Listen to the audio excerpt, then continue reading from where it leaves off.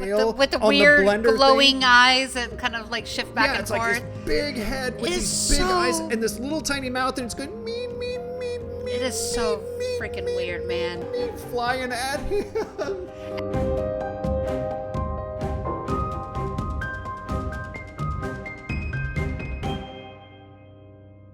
Gretchen, welcome back. We're back.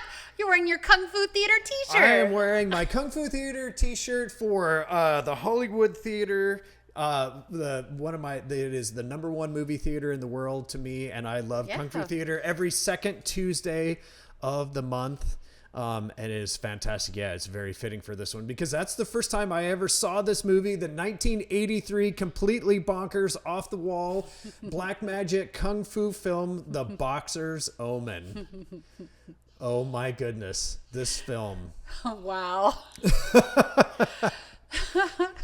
I wish I had seen it in the big screen. I've not. I have not been lucky enough. I somehow have not caught it. I knew about it. I had seen excerpts of it, but I had not seen this film in its entirety. Yeah. It's funny how oftentimes, I think because of our generation and how we first were like, we saw like, especially like offshoot cinema, like, would be like on things like Night Flight and whatnot. Yeah. And those were like shorts or excerpts of versus the actual like showing the whole film. So I think that's how we consumed a lot of this stuff and this cult, especially like cult status type stuff like this. Yeah. But maybe that's just me. Well, this is a crazy film, and I do want to start out with a warning to anybody who seeks out this film and goes to watch it, because you can actually find this right now as part of a Shaw Brothers collection of films that I think is a part of like the 36 Chamber series and a few others. You can get it on Blu-ray and DVD. This film was made in, it takes place in, it starts in Hong Kong, goes to Thailand, but there is, because of when and where it was filmed, there are going to be some very, very grotesque moments in there of some animal. Yeah, there's going to be two places where two chickens die. You're going to see that. So I just want to get that out there for you. It's very tough for me to be able to watch it. I've even seen it 3 times. And so just as a warning to the watchers, I think I had warned you about it too. That it's going to be a thing. I think I remember we were watching. I was like, oh no. Yeah. Like, yeah, it's a little bit tough, but this film has got everything, stuff that you would never even think about. It is crazy. It is cuckoo bananas. Yeah. This one. So this whole film starts out with, this is like basically like a cascading event of revenge plots. Everything but it's like, but it's also convoluted in its own, not quite as bad as the last film we watched, but but still it has its moments of like, do I need subtitles? Because I'm not even sure that this even helps me at this point. Right. So the whole thing starts out with, we have a boxing match. Yes. And we have a Hong Kong Versus fighter Thailand. and a Thailand, and they're kickboxing, and the Hong Kong fighter wins, but the Thai boxer ends Dirty, up underhanded. Right. It's all over with, and he underhanded does a sneak attack on the winner and ends up putting him into traction. So he's like, he may never walk again. Right. Everything is broken. He's a total mess. Right. And in steps the brother, who is kind of in the mob. He's kind of a bad guy, or like he's kind of like a gangster guy on the streets of Hong Kong, who has vowed revenge. He is going to get revenge on the Thai boxer. But he's also a fighter too, yeah. But he's also a fighter. Yes. Yep. So, but he has vowed revenge. But he starts to see weird images of this, like this kind of ghostly apparition of a person, Buddha. of a Buddha guy. Or like a monk. Well, he's a monk. Yeah, he's like a Buddhist monk who is arriving at very odd times for him. But he is on his mission to go and get revenge, and he travels to Thailand to go and proclaim that he is going to have a revenge boxing meet with this guy. And we're kind of jumping right to it, because really what happens while he's in Thailand he ends up being attracted to, well, so he sees this image. Not only does he see the images of the Buddhist monk, but there is a night where he is visited by this glowing chevron, Shero kind of an image that Have follows you seen him. Stargate? Right. Yeah, exactly. It's like a sign on the Stargate, right? Exactly. And this thing, well, this is before Stargate. So this thing is moving through his apartment in Hong Kong, and he follows it trying to figure out what this whole thing is. So he travels to Thailand. And he makes his revenge known that he is going to fight this boxer at this time, and he's going to get back at him for having broken his brother and made him a possible quadriplegic or paraplegic at a minimum. And then it turns out that the image he saw was... Well, before that though, before he's allowed to like take his vengeance, he has to train. Well, no, but we haven't gotten that far yet. Oh, that's right. Sorry. He's trying to take the vengeance with the boxer. That's right. But he's traveling by boat, and he sees that image, and that image that was floating around in his apartment is the image of... the edge of the shrine. It's right. It's the Buddhist temple roof. It's I like guess the eve it's of the it. Wat. Now that I know that term, it's like that's what Thai monks are. They live in a Wat. There you go. Yes, And that's yes, what it yes. is. It's like it is essentially the shape of that monastery with those monks. Just so random, right? I know. Like it's like the arch shape. I mean, Right. That would be like, it's less. The symbol itself is so like not a symbol. Right. Yeah. It's That- basically just like the eaves and the peak of a roof with some It's with a little bit of like design even, at on least it. like in It's got a little Japanese curl on ones, the you end. have like you would have the torii gate, like Yeah. you know that symbol torii gate. You're like, got it.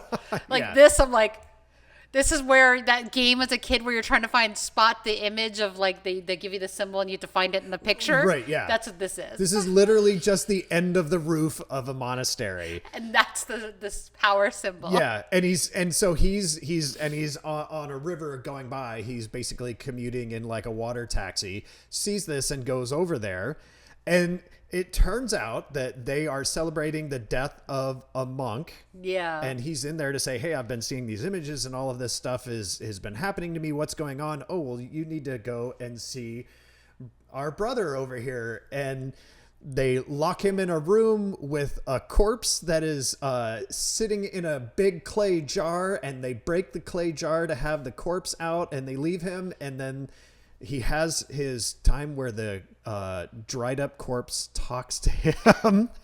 And what a rubber suited dry corpse that was. Oh man, that is quite, yeah. For some folks that have watched some kaiju films in the day, that was quite the rubber suit that they put on that person. There are times where I'm like, I can't tell if that's a rubber suit on a person and it's talking, or if it's like some weird hand puppety thing because it's so distorted. And it's so weird looking. The idea of that actually even being a corpse was like, that was we talk about suspension of disbelief. Oh boy. Yeah. Yeah. It's very bizarre. I mean, not to mention the fact that he's talking to a corpse, A. Yeah. B, that it's like this is where things are like starting to begin. We're starting to get into our wacky, wild adventure. Like, Right. It's like, it's already kind of like, oh, okay, convoluted storyline. We're getting there. It's, we got to learn how to do a thing to get a thing. And like, that's the quest. But this is when it starts to ramp up. Right. Like into the effects land. Right. Because now we're really learning what our A story is. Our B story, Yeah. what we think could be is we've got the revenge of the brother is beat up and he's been put in a wheelchair. And so this guy is going to go and seek revenge. Yeah. And that's a very typical Kung Fu movie, kind of a revenge thing. Like, Yes, absolutely. You brother, my friend, whatever it is. And now I'm going to go get revenge. And, we're going against the Shaolin or the person who is trying to take out the Shaolin temple or whatever. Very typical. But that's not even our A story. No. Our A story is now getting lined up with he's meeting this corpse and the corpse is talking to him. It had been astral projecting its spirit to this guy when he was in Hong Kong. And now it is here to tell him that in another life, This is they spectacular. were brothers. Twins. And they were twins, right? They Yes. were twin brothers, and their souls had been now separated in this life. So they still had the souls of twin brothers. Their spirits were connected in that way, even though our hero has been the brother in this life to someone else. So these soul brothers, these twins, have now spiritually met up, and this corpse, which will not rot or decay, needs to be avenged. And we are set up in our Second level. flashback. We're and this is where we go into our big flashback, where this Tibetan monk had traveled to Hong Kong to do battle against an evil, a dark wizard. Black magic wizard. Yes. And so with so many layers of, so we've got, he goes to Hong Kong to have battle. He goes to battle, finds the wizard is actually, I guess, more of a witch, but she is disguised as a guy. He finds her in a train station, attacks her with the thing that makes her like skin bubble up and corrode and all of this stuff and popping, and they're using black magic they're using powers against each other.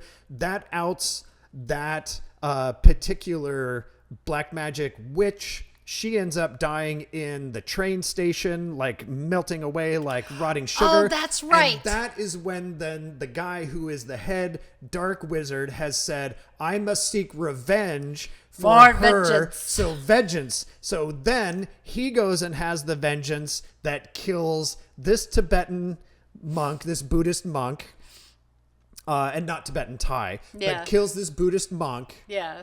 And so now this Buddhist monk is recruiting his soul brother from a different life to seek revenge on this dark wizard. So now we are on our A-story path of this completely insane film.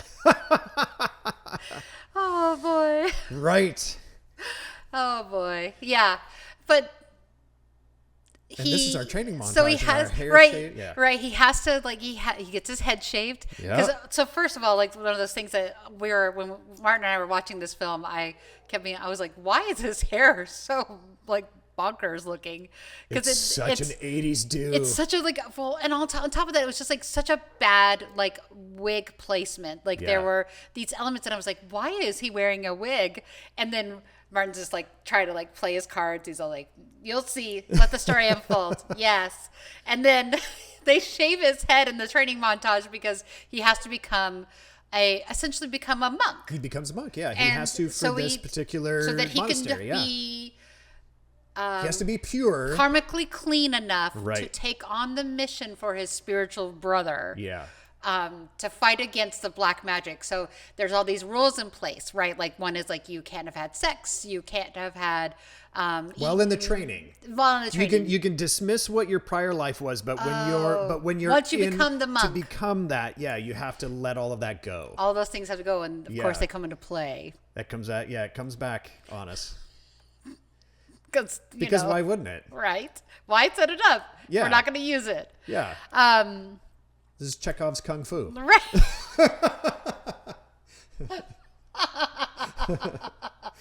Oh man.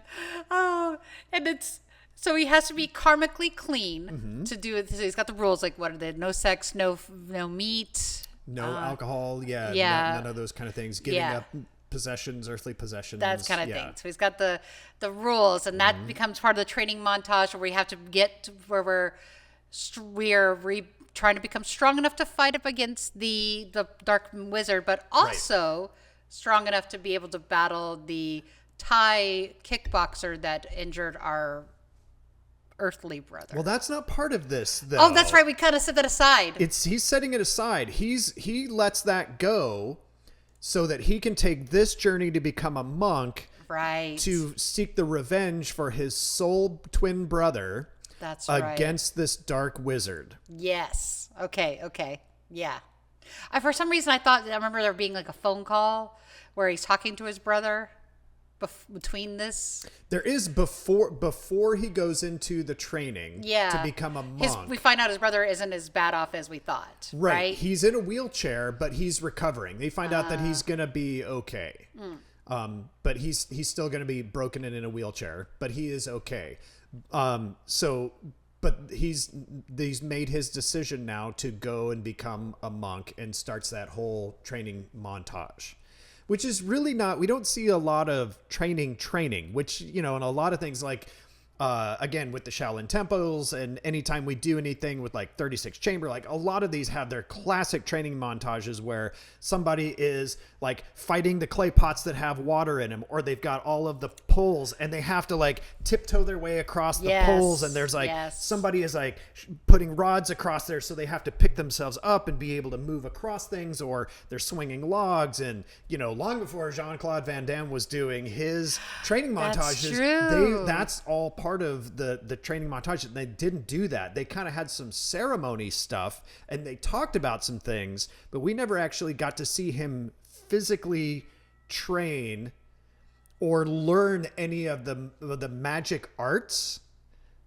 that he would need to go up against this dark wizard. That's true. We kind of jumped through all of that stuff because, yeah, why not? Yeah. So, but he, runtime.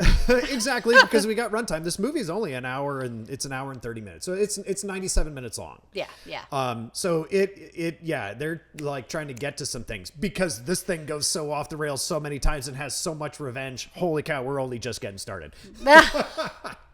Yeah. So he goes through all of that. We've sidelined the Thai boxer, and we're focusing on the dark wizard. That's right. Now, do you want to start talking about the first dark wizard? Well, so the thing is, he finishes his training, and they say, now you are ready to do battle with him. And it literally just goes right to the do battle. And they are on some kind of like an odd cosmic plane area with a moon. The moon is in the background, but we never see, there's no journey. There is no like, I'm coming for you. I couldn't understand if this was in his head or not. Like, that's what I kept trying to figure out. I was like, was this a dream? He just arrives there. That was so confusing. He just arrives there. It's like, you're all trained and ready to go fight, and boom, they are in a cosmic arena for the battle. And he's mostly in like a lotus position for all of this. Yeah. Our dark wizard arrives to kills do a chicken. battle with him. Well, he does. He will. He doesn't quite. I thought it was yet. a prep. There was a prep, or maybe that was another battle. There is a prep. There's so many levels to this battle.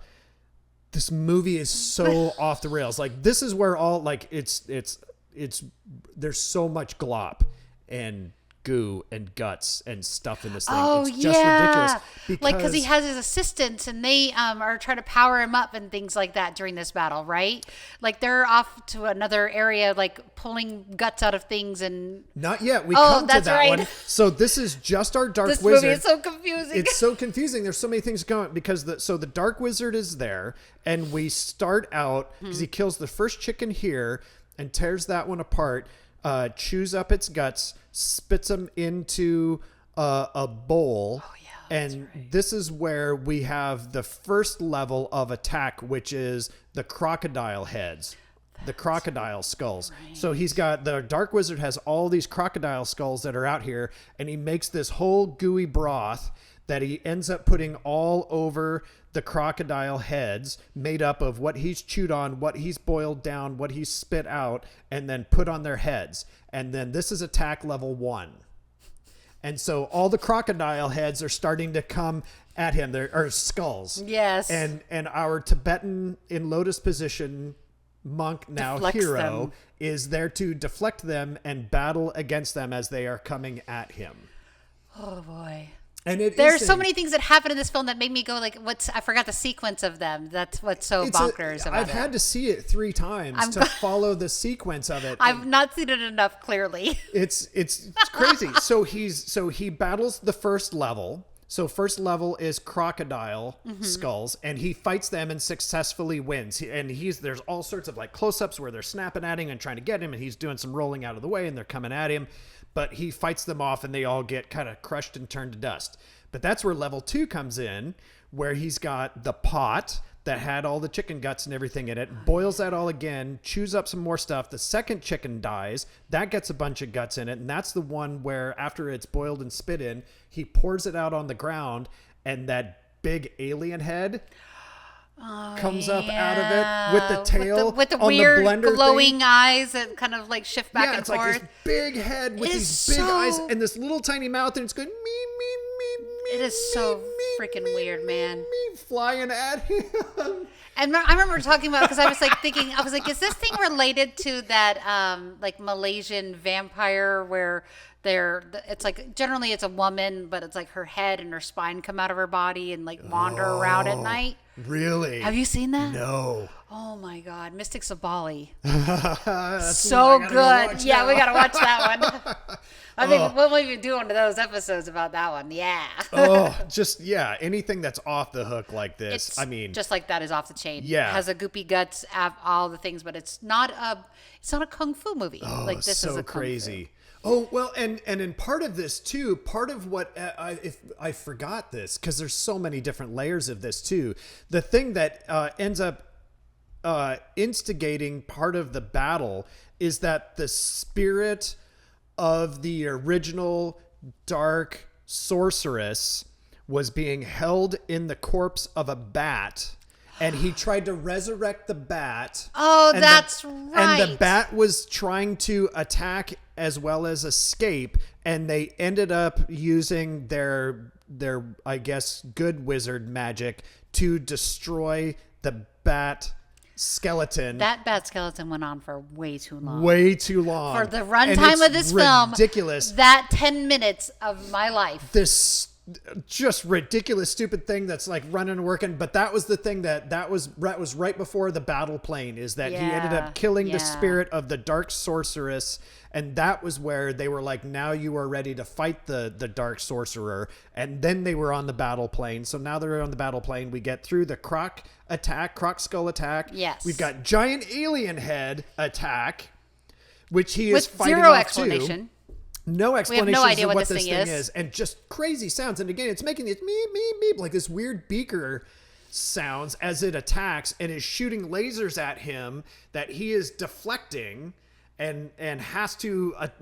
He ends up deflecting the lasers being shot off of that thing, and then uses because it's trying to blow out the flames that are around him on the candles too. So that's part of, if those go out, they don't tell you this, but I think if the flames go out, he loses his power. So that's also part of the battle where he's trying to like keep the candles lit while this thing is attacking. And he uses a flame attack off of the candles to kill the giant floating head with the whippy tail. Because then we have the third level, which is the multi-bat attack. Yes. But doesn't he defeat the wizard in this He battle? does. Okay. Because that is where the acolytes come in after this. We can't okay. get to We the can't get- acolytes yet yeah. because we got a whole homunculus to homunculi. talk. Yeah. Or Gollum or whatever. I know. Yeah. And it's- Golem. Is it? I think it could be a golem, Or or a I like homunculus. homunculus just because I like the word. It's Anyways. we're gonna get to that, yeah. So we've got the multi-bat attack that's taken care of really quickly. The bats are all like burned away. He uses like kind of he as part of his training, he had the big ceramic bowl around him again, he's in a ceramic pot, and all their chanting words come at him, And he glows, and so like the letters of the pot like absorb onto his skin and like Right. spread over his body. their chants and he gets become a powered power up. to him. Yes, So then yes. he exerts That's out because to he's them. speaking in their sutras, right? Because they're Right. doing like the whatever, like Yep. sutra, the Kama Sutra. So, but he does. Yeah. The chants that he absorbed, Yes, he yes. then turns on the bats and flames out all the bats and kills them. So now Like we're you at do. our final level of attack. This fucking movie. It's so fucking crazy. This thing is unheard of. We kept watching it, and then I would be like, what? And then making you explain it. Even the third time, I'm just like, man, this is not a film that is off the rails. The rails were never built. No. Nothing was ever No. put on the rails. This thing is just fucking crazy from the beginning. Like, it's just ridiculous. It's just ridiculous. But it's not one of those so bad it's good either, though. Don't you think? I don't think it is. It's not. Like, it's not a story. There's not a lot of I dialogue don't think it's going intended on. to be all this, like no serious. And in there's any way. hardly the only kung fu, the only like physical fighting that we've had so far. It's the opening scene. It's just the opening scene where the brother and the Thai boxer are going at it. We haven't touched kung fu or Thai boxing since then. No. We are all now in just like black magic territory, wizards and chanting and like lasers and glowing stuff and stuff going. So, but that gets us to our final boss battle for this arena, for this round. Right. And do you want to talk about how the wizard puts in his final attack? This is where he suddenly has like makeup on and stuff, right? Like he had the makeup on. This is the one where he has the paste. He takes the paste out of the pot that he had spilled the pot out on the ground, and that's where the big head came out of. He reaches into that pot and he wipes it across his neck, starts doing a chant, and his head separates. That's when I was like, oh, this is like Mystics and Bali. Like that's okay. That's the point. Because so he it's does now a head attack. Right. So his head comes off and flies at him.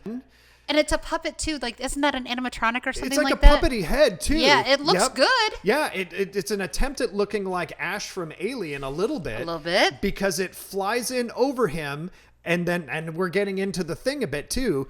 All of those tendrils come down and start wrapping around our Buddhist monk hero. And he's trying to chant and trying to do this, and it's taking him over. And he's really trying to battle it out and fight against this head that is strangling him and taking him over with whatever its tendrils are while it's chanting. Yeah. And he is having to chant against it. And he ends up having a memory that he channels into that to battle off the floating head. Because this is the final battle. Yeah. I'm trying to remember. I can't remember. It's so, because I get so lost in this film. It's such a mess because none of it makes sense. It's just like these multiple weird attack sequences from the Dark Wizard at him that make no sense. None of this makes sense. No. So but the tendrils are out and it's wrapping around him and he's battling it and it's pulling him around. He's starting to lose his concentration. He's reaching up at him like our dark sorcerer is starting to win. Aren't we cutting to the monks too back at this point again? They were also like chanting. Exactly. And that's the chanting that recenters him. That's right. That's the chanting that recenters him. And we hear them doing that. That pulls him together because they're also chanting next to that corpse again. Yeah. So we're at that place with the corpse is in there, and that is what powers him up to fight against the tendrils, to blow them off, and then that head explodes. I remember being like, wait, that's the end of that battle? Like, what has just happened? Right.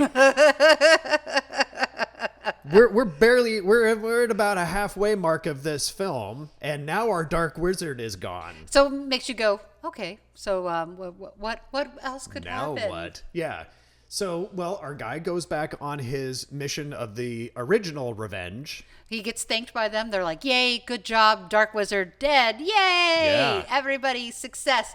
We're going to cover that body with gold so that it can be put in peace. Right. They start putting the little gold leaflets on there, which everyone, this is why we have our gold mannequin back here that is all decked out. Could not believe this is like perfect. When we came in, we're like, yes. Because they're starting to put little gold leaf on that corpse to finalize it, because he had said his corpse will not decompose. Right. And he will, I guess, not pass on to whatever the next life is, or pass on to the place where there's the ability to be reincarnated until this Dark Wizard is defeated. So now we have this defeat, and he's going to go back on his revenge. For his brother. Earthly brother. Right. Yeah. Well, he goes back to Hong Kong, too. So he goes back to Hong Kong, and he hooks back up with his girlfriend. Oh, we totally glossed over that sex scene. I kind of did that on purpose. There is a bit of a aggressive sex. Yeah, before he goes to Thailand and has his awakening. Yeah, when he's still kind of the gangster he's still kind guy of a in thug. town. Yeah, he's a thug, and everything's consensual. It is aggressive. It's aggressive, but it's consensual. Yes. We can move past that now. He has returned to her. Yes, and she is stoked.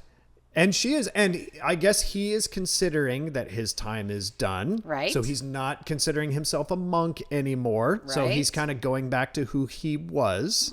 So that kind of breaks the vow of being the monk that he had become in doing so. And he is now getting ready too for the match that is the revenge match for having the Thai boxer who broke his brother. So and we don't, there's no training sequence for this. Nope. We don't see any kind of training sequence. We get after he's reunited with his girlfriend and they have their moment of being back at it. We're back in the ring, almost from where we left off. Is now our monk is in there. And what I love about it is that there's this moment where he's talking about this experience, but he just kind of glosses over it. Yeah, it's like, just she's all like, "How was it?" And he's like, "Oh, it was. I did some battling, and he never explains. no, Nobody talks about it. not at all. Nobody talks about it. Nope. But while he is back in Hong Kong and back with his girlfriend, we are then introduced to the dark wizard, the dark sorcerer's acolytes, the three acolytes. So we have the three acolytes who have vowed revenge. You killed our master. We'll get you now." So we're still on the revenge kick. We're on another layer of revenge. Yeah. And that is where our three acolytes have moved their plan into action, which is to create a homunculus. Oh, They yeah. don't explain it, but the build up for the homunculus. So Is very involved. it is Because very. we talked about, like, there's a lot of moving parts that make that happen. Yeah. Like they have to do a bunch of different, kind of like in the, it just hit me. So kind of in the same way that he had to train to like make himself karmically clean to become a monk, to do battle for his on the spiritual plane.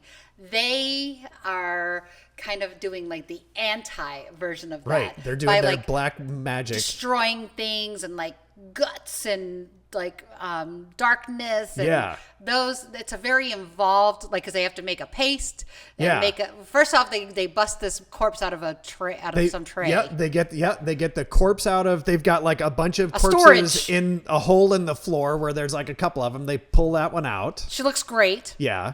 She's got weird hair. But Well, no, we haven't seen that yet because they pull it out. It's all wrapped up. Oh, and that's right. And they place her in the worst crocodile. that's right. So they take They cut open the crocodile. Right. They have this. sew her into it. Right. They have this terrible crocodile dummy, but it's very fake. So we're not done with the animal stuff yet, but the No. crocodile is very fake. Yeah, that And thing is And they put this kind rubber of suit, for weird corpsey thing, this weird body into Yeah. it, and they sew the crocodile together. After they've made the paste and the guts and the things like that. No, Oh, that's no. they do. They do the yeah. So they put that body into there, sew it up. Incubate it. We're incubating it. We're because that is the thing. We're back in Hong Kong and that guy's getting ready to do his battle because then they pull the crocodile, they cut it open and they pull her out and it's all covered in like maggots and mealworms. That's right. And she's still wrapped, but they start to rinse it all off. And so this real person has real maggots and mealworms covering her entire body, plus whatever paste they had on her. So they had all this and paste she's and stuff. naked. She's totally naked. Which is shocking to me for this, Yeah. like for kung fu films Yeah. and things like that, because like, I mean, like we're like fully naked, like frontal nudity. It is everything. Woo. And that's where the paste starts to come in. So they prep the paste. Do you Yes. want to talk about them prepping the paste? What all they do?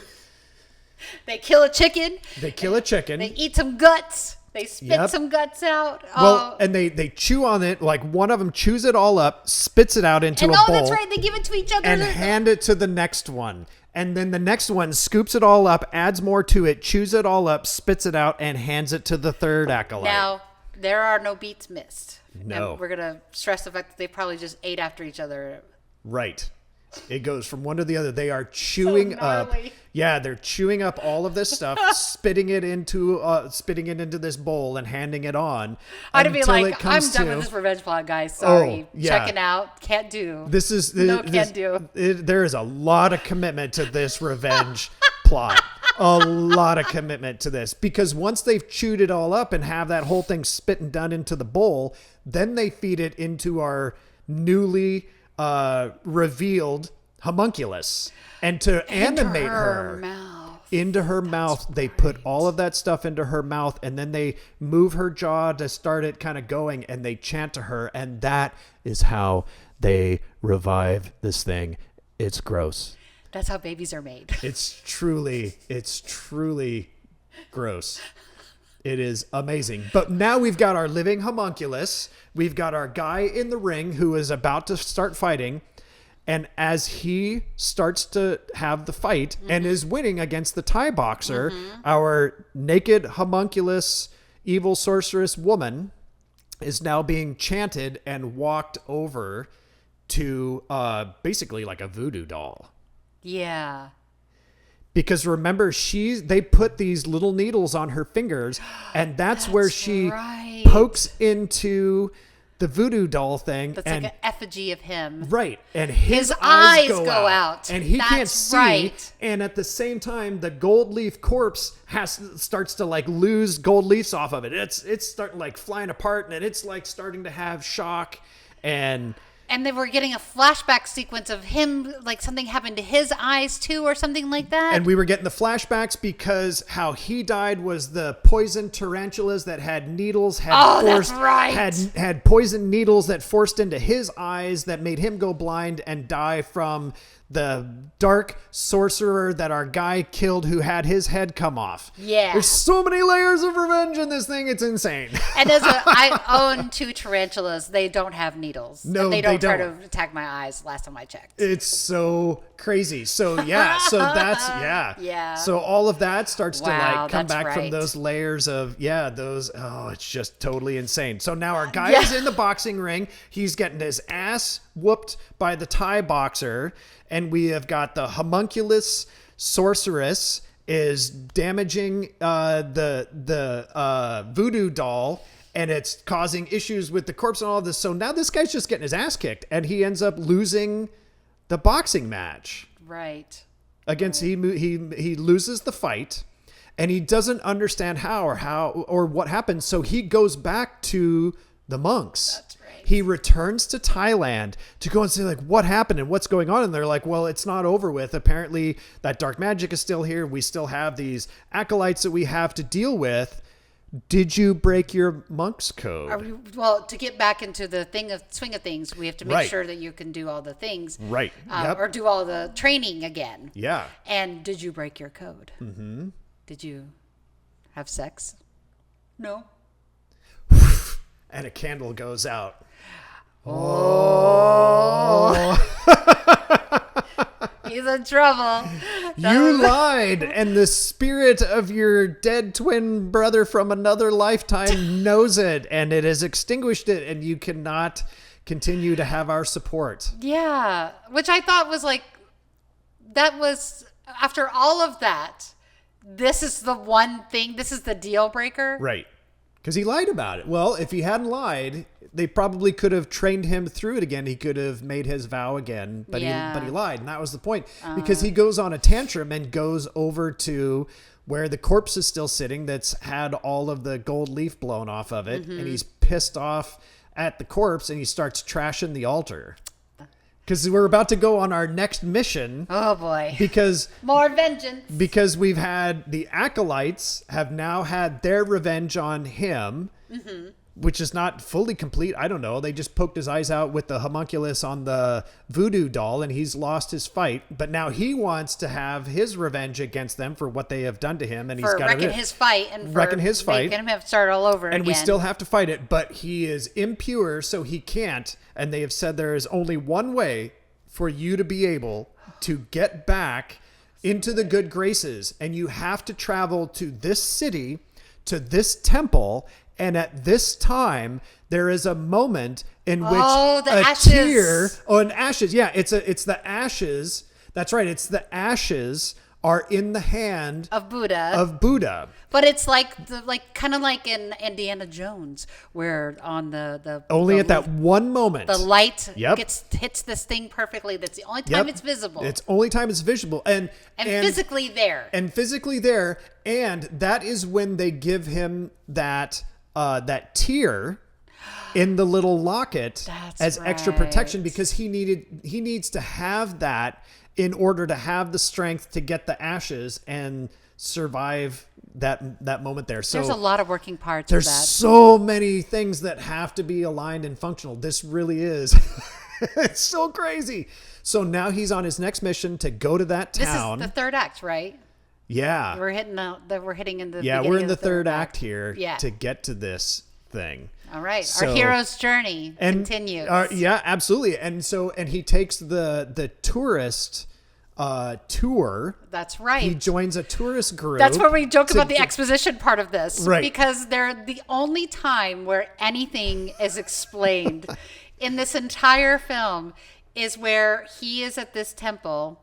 He is on a tour group, and they're explaining the ashes of the Buddha that are in the Buddha's hand and the spiritual significance of this thing, because nobody else bothered to explain it to us at any point in this film. Right. Until that point. This is the thing that needs the most explanation for whatever reason. Thrown out there, and you're like, okay, that just happened. And if you weren't paying attention, or if you just looked away for a moment, this is where you're like, you get lost big time, even more, because this is where he waits until he kind of goes back after the temple closes. Right, he goes in there at closing time and sleeps through the night to be there so that when that first ray of light comes through, he can cross the threshold.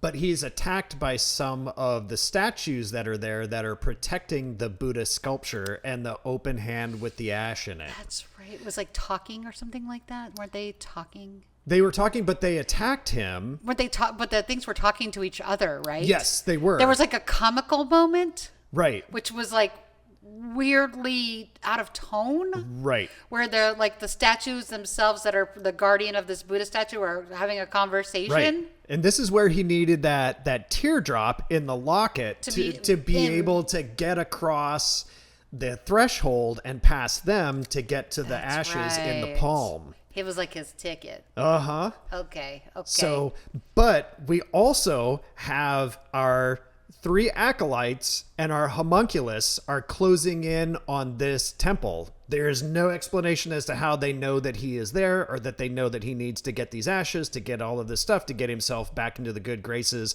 of Buddha and the monastery. But they arrive just as he is about to get those ashes.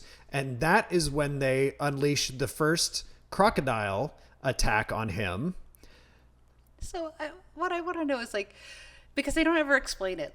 Is it because she was came out of a crocodile that she has crocodile powers? I have no idea. What is the significance of the crocodile? This is a thing I don't know. As far as Thai or Chinese. Yeah. No idea. It's just off the fucking rails insane. She has a crocodile that comes out of her and attacks him.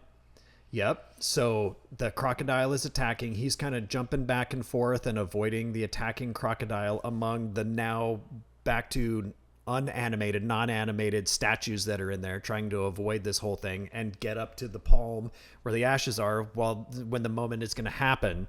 So crocodile attack happens. It's all moving parts are happening, things have to do. Right. Oh, and this is the one where, very similar to the crocodile attack that he did before, he stuffs something in its mouth. And it chews up and breaks up one thing, but then he stuffs something else into the crocodile mouth that ends up kind of stopping it for a moment. That allows him to get to the ashes. Was it like a sutra or something like that? On a... Oh, it was like an ornamental piece that was in there that he was able to do it. Wasn't it an arch image or something like that? Or it might have been one of those. There was some in there. Yeah, there was some little artistic piece that was like that he was able to jam into its mouth. Yeah. And then that's when he's able to get to the ashes. And this is so insane.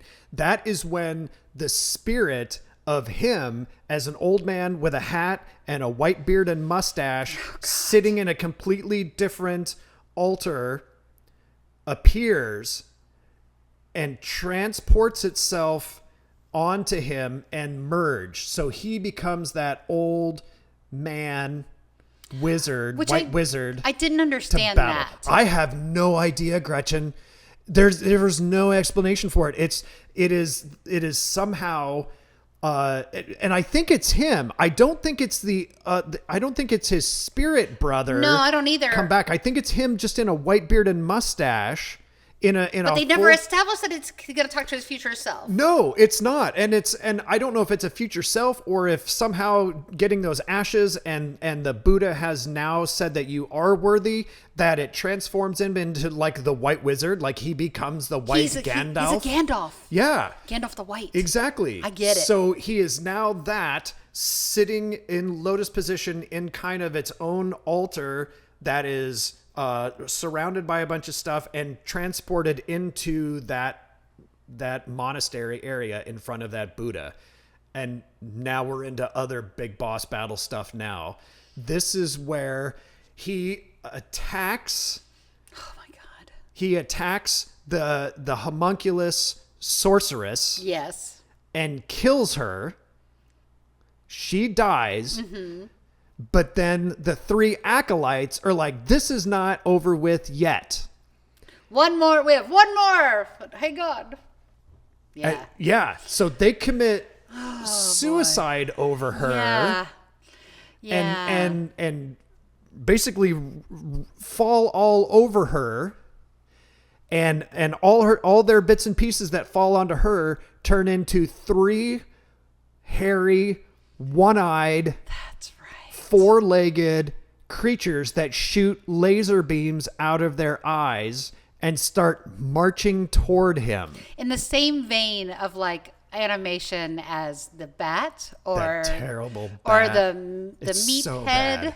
Yeah. Yeah, the weird alien. Yeah. It's so crazy. But like, so I want to know is like, because I'm culturally ignorant of this, like, is this of significance? Is this like I don't know. Because like, you know, like if this was a Japanese film, I'd be like, this is a yokai, or this would be this. And but because I'm ignorant of this, like, are these monsters or goblins or creatures or ghosts from like Chinese mythology? I think anything could have been up until this moment. Okay. I mean, like the bat and the crocodile and the homunculus and like all this other stuff. Those things feel relevant and things like that. Exactly. But like the floating alien head with the whipping tail, no idea where this is coming from. Like that. Yeah. I literally think they were like, what do you got, prop department? What can we make? Because what do you got left over from other films? Well, and because we're watching these things march toward our now fully revitalized monk in his white wizard state. And these things aren't but about 6 or 8 inches tall, because we see like a wide shot from the back where they're like marching forward. They're not very big. Well, remember how we were joking about like how like this is so involved just to get these tiny, I was like, so they killed themselves over her body for these tiny monsters? Yeah. They couldn't just go at him themselves? Like, yeah. Well, and also, too, there was a step we missed in there, because when she dies and falls apart, out of her vajayjay is a whole bunch of saran wrap that like shoots all over them and wraps them in like this saran wrap before they commit suicide, spill their guts onto her to turn into these little 3 one-eyed creatures that are marching toward her. The vagina. I did too. Like, how do you not blank that out? I just... It's crazy. So these... No rhyme, no reason. Thanks for leading us on this, because this journey has quite the... It's so insane. This movie makes no sense. There's nothing like this film. There's nothing like this film anywhere that I have ever seen in my life. Have you seen Human Lanterns? No.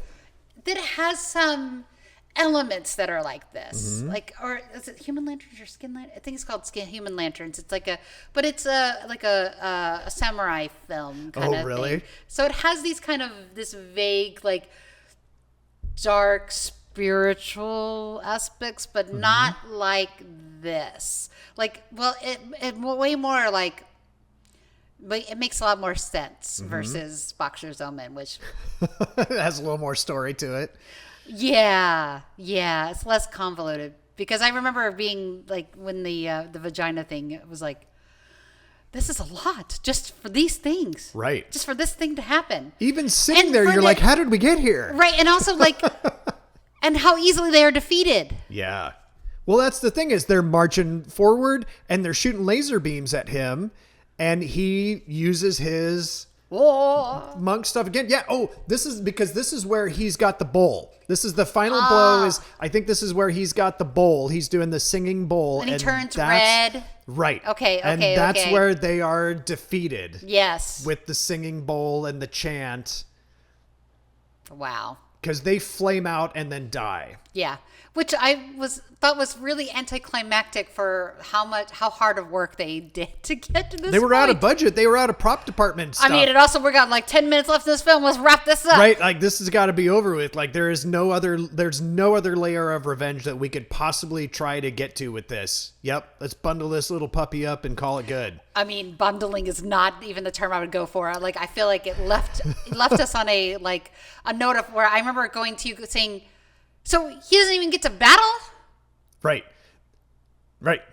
It's literally like him in the lotus position chanting and doing stuff, and that's we don't go back to our girlfriend. We don't go back to our earthly plane brother. We don't go back to revisit the monks. We don't go back to Well, that's such a kung fu film. There's so many kung fu films that I have watched where like the final guy is defeated, and it's like ha da, and it's over with. Like it's credits roll. That's what I'm saying. It's like this thing was so like that's why I mean, if anybody deserves an MST3K treatment, this movie does. But I don't even think they could. Because it's so gloppy. It's too gloppy, too racy.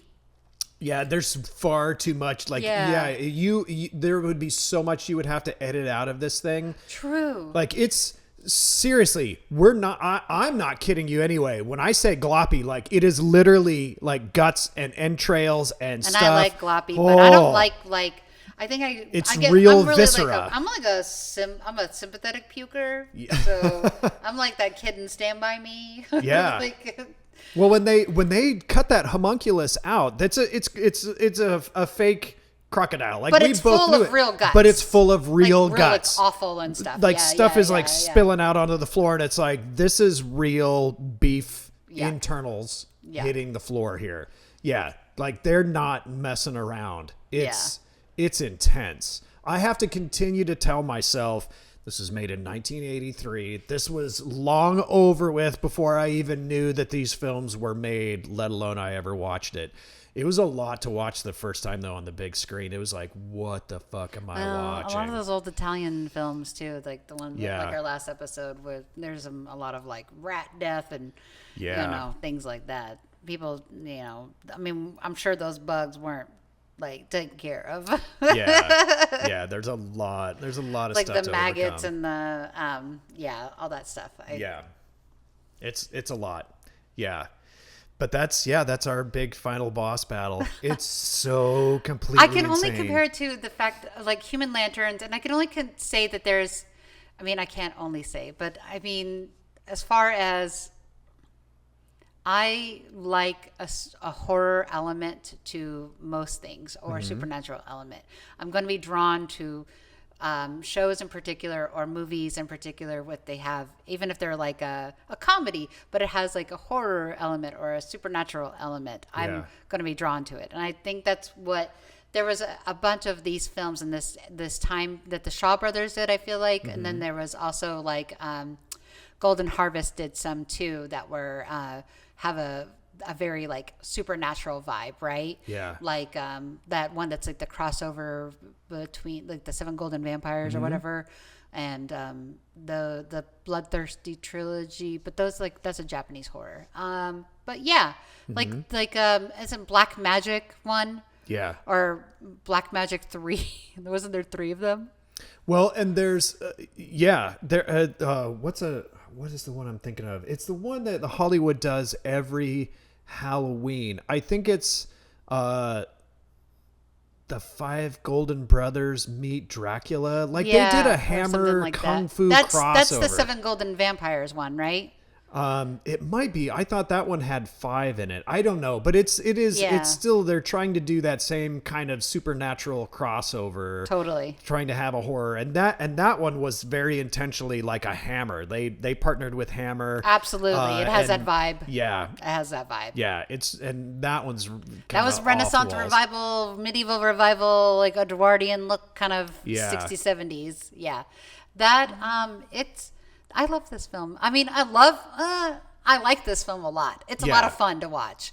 Yeah. I wouldn't say this is something I'm going to be like, yes, let's watch this all the time, because Yeah. it is so messy. Not the visceral aspects of being messy, but like the story being messy. But I really like a good like kung fu action film like this. Yeah. Yeah.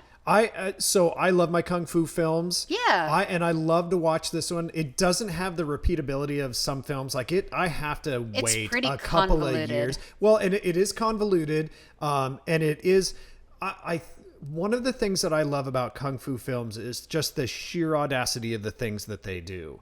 Well, and there's always a love it. journey too. Whereas I is. feel like this one, the journey gets interrupted a lot, and like our hero is a flawed hero, and it's those aspects, those tropes are being met, but the spiritual growth is only spiritual. It's not like he doesn't actually have much growth to him as far as like a character. He's not very redeemed. Right. Yeah. This is kind of a shock value film. Yeah. Yeah, it's and I just wonder. completely I want to nuts. know, like, what was the behind the scenes of this too? Like, Yeah. like what was their intention? Like, who wrote this? Yeah. this grand fest. Well, and this is another one of those where this guy made a lot of films, most of them pretty much unknown and never really being acknowledged by anything. However, his son went on to be a big time producer and was a producer for Jet Li's films. Like you go back and look at all the big Jet Li stuff. His son was the producer for Now I love all Jet of that Li. stuff. Yeah. So, Hero, any of that stuff, this guy's son was producing all wow! of Even that as stuff. late into as hero, yeah. Yeah, Hero, and then he was doing a lot of that the American films that Jet Li was doing. Oh, and like Romeo's Bleeding and things like that. Yep, he was a producer on that one. that's a What good was one. the one where Jet Li was the fighter with the collar on him? The one. The one. Yes, this guy was a producer on all of that stuff. Yeah, it's crazy. I can't believe I could pull that on top of my head. Yeah. Well, that's an odd one. I mean, isn't that Morgan Freeman? Yeah, and he's like has a twin. Yeah. Is that the one? No, that's not the one with the twin. What's the one? What's the one with a twin? There is one with a twin, but Jet that's... Li is a twin. Yeah, there is one that's that one, but that's not the one. No, the one is like he's like kind of a bad guy. Is it? But there's one where he's kind of being like bought and sold and traded back and forth. I think Morgan Freeman is blind. He has a collar on him, and it's the collar because Bob. No, that's not the one. The one is the twin one. Okay. That's the one where he's like kind of a bad guy, and then we finally go twin. The one I It's know the it, one with Bob Hoskins in it because Hoskins buys him Yeah. and owns him, and he puts him in cage fights, Like and gladiator when you flip style. the cage off or you flip the collar off of him, it triggers him, and that's when he fights. Yes. and then you have to put the collar back on him. Yeah. Oh, So, Jet but Li. that guy was producing those. So yeah.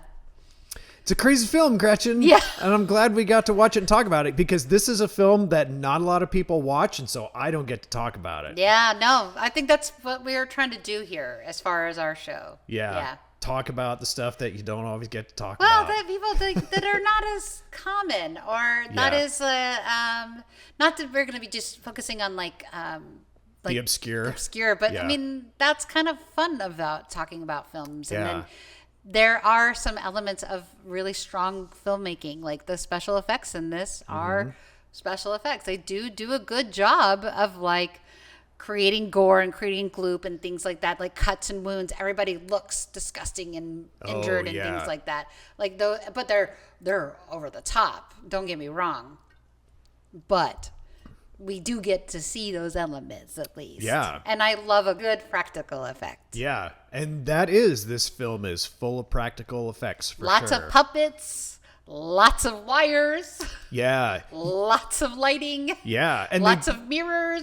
Yep. And they do a lot of that kind of Compositing, rotoscoping stuff Yeah. and all of that with like the laser bolts and the Yeah. lightning and the monk chants Oh, yeah. that are permeating his body and then That being is definitely shot back rotoscope. out. Yeah, totally. Yeah, it's crazy. It's there, it's a lot of stuff. They were doing it like they were making a film. They were going for it.